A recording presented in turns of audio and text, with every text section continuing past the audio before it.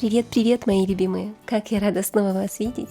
И у меня для вас сюрприз! Еще один обалденный рецепт вкуснейшего яблочного пирога. Я думаю, вы такой еще не готовили, ну а если готовили, это прекрасно. Давайте повторим. Итак, берем мисочку и разбиваем одно яичко. Сюда же всыпаю 80 грамм сахара, это примерно 4 столовых ложки. Где мой любимый венчик? Хорошенько перемешиваем, вот так. Любимые мои, я просила вас присылать анекдоты, и вот такой анекдот прислала Сильва Васильева. Анекдот читается от лица женщины-автолюбителя. По дороге у нее заглох мотор. Она вышла из машины, открыла капот и, долго вглядываясь в карбюратор, размышляла, что же сегодня приготовить на ужин. Вот у меня сегодня на ужин яблочный пирог. А у вас? И теперь нужно добавить 100 грамм сливочного масла. Масло нужно растопить, можно в микроволновке, можно на плите на маленьком огне. Вливаю масло. Хорошенько почистим мисочку, потому что если мы оставим там 2 столовых ложки масла, то мы вычтем то же самое количество из рецепта. А также не будем расточительными хозяйками. Еще раз перемешиваем. Сюда же щепоточку соли, для того, чтобы усилить вкус.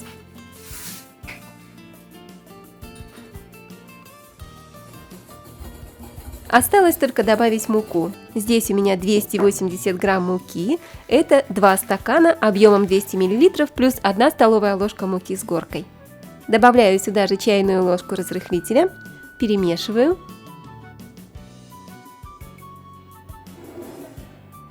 И просеиваю муку в тесто. Я стараюсь просеивать муку для любого рецепта, особенно если это выпечка, потому что, во-первых, вы избавляетесь от какого-то мусора, который может случайно оказаться в пакете с мукой, а также вы насыщаете ее кислородом, и выпечка за счет этого получается более воздушной, если это бисквит, и более рассыпчатой, если мы говорим о песочном тесте. А сейчас мы с вами как раз готовим песочное тесто. Друзья, ну вы только посмотрите, какие теплые комментарии я от вас получаю. Наталья пишет: сегодня встретилась с вашим видео и без раздумий подписалась. Милый голос, огромное внимание каждого движения, выраженного комментарием. А общение, как будто я встретилась с подругой, с которой долго не виделась, и она сердечно рада нашей встрече. Будете теперь моей заочной подругой, а я обещаю попробовать приготовить этот замечательный пирог, приготовленный с любовью и добрыми советами. Наталья, большое вам спасибо за такие ваши теплые слова. Я очень рада, что мои видео дарят вам хорошее настроение. Вы себя чувствуете комфортно и уютно в той атмосфере, которую я создаю для вас с любовью. И я искренне рада каждому из вас. Добро пожаловать на мою маленькую, но уютную кухню, где мы вместе с вами и приготовим пирог, и попьем чайку, и поболтаем о жизни. А мы тем временем просеяли муку с разрыхлителем, и теперь берем обычную ложку, можно деревянную, можно обычную столовую, и перетираем, перемешиваем муку с остальными ингредиентами. Можно просто перетереть тесто руками, должна получиться вот такая вот крошка. Вот такая красота, все очень просто, и у вас обязательно тоже все получится очень вкусно, ваша семья будет просто в восторге. Также нам понадобится разъемная форма для выпечки. Вы можете взять обычную разъемную форму, а у меня вот такая вот формочка со съемным дном. Она очень удобная. Моя форма диаметром примерно 18 сантиметров, но тесто рассчитано на форму большего диаметра. То есть вы можете взять даже 24 сантиметра, и вам будет достаточно теста на большую форму.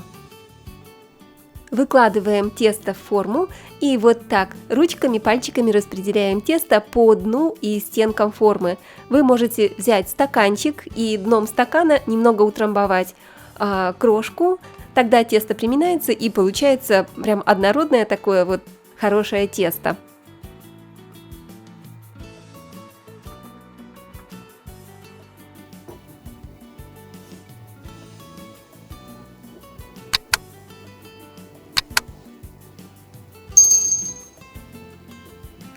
Только посмотрите, какая красота у нас получилась. Вот такая вот ровненькая, красивая песочная тарталетка, песочная основа для нашего яблочного пирога. Теперь у вас есть два варианта, каким образом можно продолжить готовить пирог. Вы можете сразу же сюда класть начинку или предварительно испечь песочную основу до полуготовности. Это для того, чтобы в дальнейшем пирог полностью хорошо пропекся. Хотя на самом деле оба варианта рабочие, просто выбирайте тот, который вам больше нравится и больше подходит. Я застилаю форму пергаментом и сверху высыпаю обычную фасоль. Да-да, это самая обычная фасоль, подойдут любые бобовые, фасоль, чечевица, все, что у вас найдется на кухне. Секретик в том, что если мы просто поставим вот эту тарталетку в горячую духовку без груза, тогда тесто просто сползет по стеночкам в форму обратно, и вместо тарталетки, которую можно заполнить начинкой, мы получим обычную лепешку. Так что обязательно стоит это делать, либо воспользуйтесь вторым вариантом и сразу же кладите начинку. И выпекается тарталетка буквально 10-15 минут, температура 180 или 200 градусов, ориентируйтесь по вашей духовке. Посмотрите, моя тарталетка уже испеклась, я достала ее из духовки и аккуратненько убираю фасоль. Видите, песочная основа еще довольно светлая, я специально ее сильно не зарумяниваю, потому что мы с вами еще будем доводить пирог до готовности вместе с начинкой в духовке. Ну а сейчас самое время заняться яблочками. Я уже говорила, что это просто супер яблочный пирог, и в начинку идет очень много яблок. Итак, для начинки берите 5 или даже 7-8 яблок. А кроме того, для украшения пирога нам понадобится еще 3-5 яблок. Так что посмотрите, яблок больше килограмма, представляете? Какой очень будет сочный, вкусный яблочный пирог. И сейчас как раз будем готовить начинку. Для начинки нам понадобится, как я говорила, около 5-8 яблок. Количество яблок зависит от их размера и от размера формы, в которой вы будете готовить пирог. Чем больше форма, тем, соответственно, больше яблок вы возьмете на начинку. Яблоки мы очищаем от кожицы, удаляем семена и нарезаем яблоки маленькими кубиками. Очищать не обязательно, но мне так больше нравится, начинка получается более нежной. В процессе нарезания желательно сбрызгивать яблочки соком лимона для того, чтобы они не темнели. А можно сделать еще одну классную вещь, просто возьмите мелкую терочку и прежде чем выжимать сок из лимона, натрите цедру лимона на терочке. Снимаем только самую верхнюю тоненькую желтую часть, стараясь не задевать нижний белый подкожный слой, потому что нижний слой он может горчить. А верхний слой он просто придаст потрясающий тонкий лимонный цитрусовый аромат нашей выпечки, нашей яблочной начинки. Итак, посмотрите, сняли цедру вот таким вот образом. И теперь продолжаем нарезать яблочки и сбрызгивать их соком лимона. А вот посмотрите еще один комментарий от Cheesecake Overload. У нее все уменьшительно-ласкательное. То ли застряла в девочке, то ли рано превратилась в бабулечку. В любом случае, слащаво-приторный канал с песнями, плясками, обсуждением платьев и критикой комментаторов удивляет количеством глупых подписчиков. Вы знаете, когда не могут переплюнуть, стараются оплевать. Народная мудрость. Тем временем мы с вами уже нарезали яблоки. Берем сковородку или сотейник глубокий и перекладываем яблочки в сотейник. А для того, чтобы придать сливочно-карамельный вкус нашей яблочной начинке, я добавляю к яблокам примерно 30 или 50 грамм сливочного масла. Это на ваше усмотрение. Сколько хотите, столько добавьте. Кашу маслом, как говорится, не испортишь. И также по вкусу добавляю сахар. Можете положить 2 столовых ложки, 3 или 4, тоже на ваш вкус и на ваше усмотрение.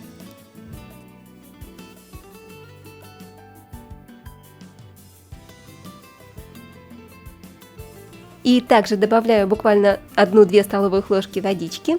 Ставлю яблоки на огонь и тушу буквально в течение 5 минут, долго тушить не нужно. Лишь немножечко припустить яблочки, чтобы растаяло сливочное масло и немножко распустился сахар. И все ингредиенты просто объединились друг с другом. И обязательно в яблочную начинку я всегда добавляю мой самый любимый ингредиент. Те, кто со мной давно, они уже знают, как я обожаю ванильный экстракт, который готовлю сама собственными руками. Вот так вот он выглядит, такой темно-коричневый, а запах, ну, просто божественный, любимые мои, это не передать. Добавляю 1-2 чайных ложечки, если он у вас есть, но если нет ванильного экстракта, добавьте обычный ванильный сахар. Тоже буквально чайные ложечки будет достаточно для приятного аромата выпечки. Все, начинка яблочная уже готова. Теперь снова возвращаемся к нашей песочной основе, тарталетке. Вот такая она у меня. И выкладываю сюда яблочную начинку. И просто равномерно распределяю начинку внутри тарталетки. Как я уже говорила, вы можете предварительно не выпекать песочную основу, а выложить яблочную начинку на сырое тесто. Вот, посмотрите, вот такая красота у нас получилась. Вы можете остановиться на таком варианте, сверху присыпать яблочную начинку оставшейся песочной крошкой из теста и поставить в духовку запекаться. Но я вам покажу еще более красивый и праздничный, нарядный вариант. Он тоже не займет у вас много времени. Посмотрите, плюс 5 минут, но вы получите нереальную красоту. Посмотрите, что мы делаем. Теперь мы берем яблочки для украшения верха пирога, для декора. Мы также нарезаем яблоки на половинки, сбрызгиваем соком лимона, чтобы они не темнели. Берем острый нож и нарезаем яблоки вот такими вот тоненькими ломтиками.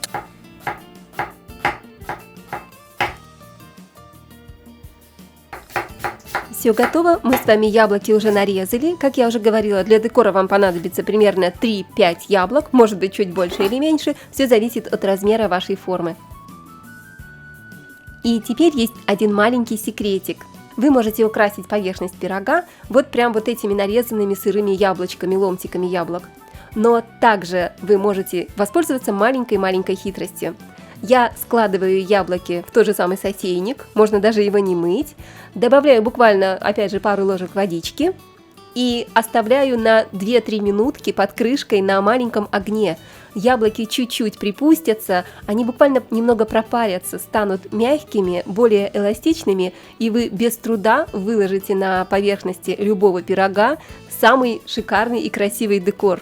Это действительно очень классный прием, маленькая такая хитрость, хозяюшки, возьмите себе на заметку. И теперь берем эти тоненькие ломтики и выкладываем сверху на пирог, получится такая большая красивая розочка у нас. Ну а пока давайте прочитаем еще парочку комментариев. Когда смотрела ваше видео, стало понятно, почему нам врут. Написала за минуту, а потратила столько времени, название ролика не соответствует заявленным, вранье про время. Солнышки мои, как говорил еще великий Александр Сергеевич Пушкин, ах, обмануть меня нетрудно, я сам обманываться рад. Это был комментарий к вот этому печенью. И то, что оно готовится буквально за 1 минуту, лично для меня это правда. Потому что это печенье я приготовлю действительно за 1 минуту и с закрытыми глазами. Но у каждого из нас, у каждого человека всегда есть своя правда. И, например, когда я в одном из своих видео, а если быть точнее, это было видео бисквита, делилась о том, что я много лет провела на кухне, приобретая кулинарный опыт и пробуя разные рецепты, для того, чтобы мне потом действительно готовить мои рецепты вот так вот легко, просто с закрытыми глазами. И очень многие воспользовались моим опытом и испекли впервые прекрасный пышный бисквит без разрыхлителя. Но также нашлись люди, которые не обратили внимания на сам рецепт, на процесс приготовления, не вникали в тонкости, они лишь обратили внимание на то, что я уже 18 лет провела на кухне и пропустила жизнь, вся жизнь прошла мимо меня. Эти люди меня жалеют, но поймите, я счастлива на своей кухне, счастлива делиться с вами своим опытом. И от вас зависит, будете ли вы этот опыт брать, или вы будете его обесценивать и говорить о том, что название вас обманывает. Ну что ж, я продолжу делиться с вами своим опытом и своими знаниями, чтобы и у вас, любимые мои, все получалось быстро, просто, с закрытыми глазами и за 1 минуту. А самое главное, то, что когда я училась готовить, в интернете еще не было столько много рецептов, как сегодня, не было такого багажа знаний, поэтому вам не придется тратить много лет на то, чтобы научиться, но просто внимательно следуйте рецепту и, когда готовите, обязательно, как говорится, включайте голову, потому что рецепт – это рецепт, но продукты-то ваши. Поэтому будьте внимательны, и у вас обязательно все получится. Если не с первого раза, то со второго. И это я говорю о любом рецепте. Посмотрите, как красиво мы с вами уже украсили, декорировали наш пирог. И теперь для того, чтобы сделать красивую серединку, красивый центр у яблочного пирога, посмотрите, что мы делаем. Выкладываем ломтики яблок вот так вот в ряд. И теперь сворачиваем в аккуратную розочку. И выкладываем эту розочку сверху на пирог. Ну, красота просто получается. Духовка у нас уже горячая, мы ее разогрели до температуры 180 градусов. И ставим пирог в духовку примерно на 35-40 минут, лишь для того, чтобы яблочки немножко зарумянились сверху. В принципе, начинка у нас уже полностью готова. Немножко подрумянится в процессе запекания сама тарталетка, станет красивого коричневого цвета, а также совсем чуть-чуть зарумянятся сами яблочки. Сверху яблочки можно слегка смазать каким-нибудь джемом, например, абрикосовым или апельсиновым, для того, чтобы яблочки немножечко И такое тоже бывает. Давайте еще раз. Для того, чтобы яблоки немного карамелизировались в духовке. О, я все-таки выговорила это слово. Зато посмотрите, какая красота у нас с вами получается сливочным маслом. Карамелизированные, с ароматом ванили. Друзья, это просто божественно. Обязательно попробуйте. Несмотря на простоту, это потрясающий пирог. Вы можете кушать этот пирог прямо горячим, но еще вкуснее он получается в холодном виде, так что можете предварительно его остудить. Можете приготовить его на праздник и подать прямо вместо торта, потому что это действительно красивый, вкусный и праздничный рецепт яблочного пирога. Любимые, я благодарю каждого из вас за ваши теплые слова, за вашу теплую энергию, за то, что поддерживаете меня.